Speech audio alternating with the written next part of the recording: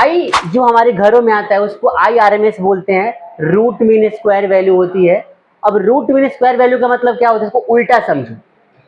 आई लो, अच्छा मीन का मतलब क्या होता है याद रखना, ये जो मीन की हम बात करेंगे यहाँ पे, मीन का मतलब होता है क्या, एवरेज।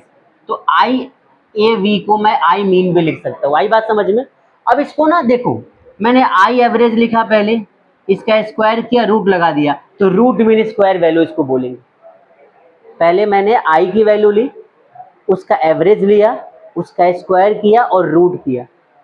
सुनो, स्क्वायर है स्क्वायर, मीन है तो बार लगा दिया या एवरेज कर दिया, और उसके बाद उसका रूट कर दिया, रूट मीन स्क्वायर वैल्यू। आई बात समझ में। इसको तीन तरीके से लिखते हैं, ध्यान से देखो कैसे लिखते हैं, समझना पहली बात। रूट मीन स्क्वायर क्या होता है, एक तो लिखते हैं आई, और आई को ना हम क्या करते हैं, एवरेज करके स्क्वायर करके ये डाल देते, ये वैल्यू होती है। दूसरा आई, और ऐसा भी लिखा जाता है कई बार, ये मीन होता है, स्क्वायर किया और इसको रूट में डाल दिया, ये भी वैल्यू कई बार लिखी जाती है।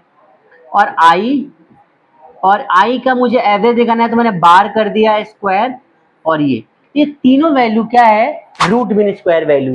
रूट मीन स्क्वायर वैल्यू जो हमारी होती है, यही हमारे घरों में करंट की वैल्यू होती है जो एक्चुअली में आती है, इसको समझना ध्यान से।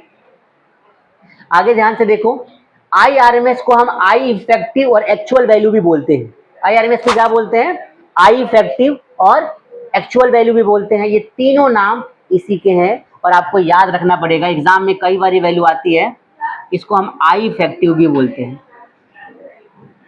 आई बात समझ में।